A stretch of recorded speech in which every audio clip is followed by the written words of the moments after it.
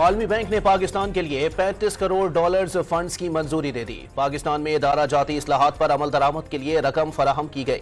توانائی کے شعبے کے نقصانات کم کرنے میں معاون ثابت ہوگی۔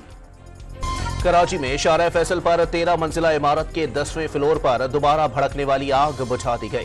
کولنگ کا عمل جاری، فائر بریگیڈ کی 10 گاڑیوں اور اسنارکل نے شعلوں پر قابو پایا۔ نگراں وزیر اعلیٰ سندھ کی مداخلت کے بعد اے جی سندھ نے گرین بسوں کے لیے فنڈز جاری کر دیے۔ ایک ہفتے کے اندر تمام ادائیگیاں کر کے بسوں کو ریلیز کرائیں۔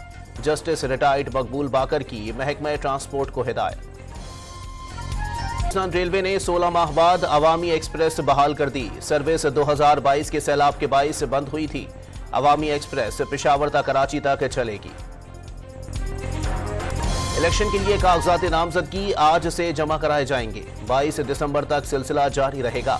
متعدد امیدواروں نے کاغذات نامزدگی حاصل کر لیے۔ جانچ پڑتال 24 سے 30 دسمبر تک ہوگی۔ 4 وکلا تنظیموں کے چیف الیکشن کمشنر پر تحفظات، مستعفی ہونے کا مطالبہ۔ انتخابی طریقہ کار، حلقہ بندیوں اور نشستوں کی تقسیم پر سوالات اٹھا دیے۔ Pakistan bar, supreme court bar, Sindh high court bar اور پنجاب بار کا انتخابی عمل میں شفافیت کو یقینی بنانے کے لیے برابر کے مواقع فراہم کرنے پر زور۔ عام انتخابات کے لیے سرگودھا میں کوئی اضافی نشست پیدا نہیں کی گئی۔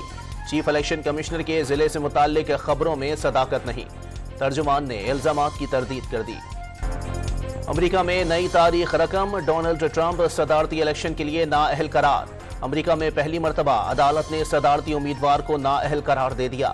کیپٹل ہل پر حملے میں ملوث ہونے کی وجہ سے ٹرمپ امیدوار بننے کے اہل نہیں، کولوراڈو سپریم کورٹ کے ریمارکس۔ اسرائیلی طیاروں کی غزہ پر مسلسل بمباری، 24 گھنٹے میں مزید 100 فلسطینی شہید۔ شہداء کی مجموعی تعداد 19,500 ہو گئی۔ اسرائیلی فوج کا جبالیہ کیمپ کا کنٹرول حاصل کرنے کا دعویٰ۔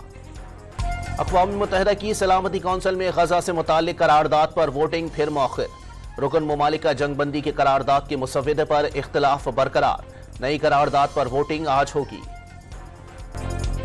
اور ملتان میں ریلوے روڈ پر ایک شخص بجلی کے ٹاور پر چڑھ گیا۔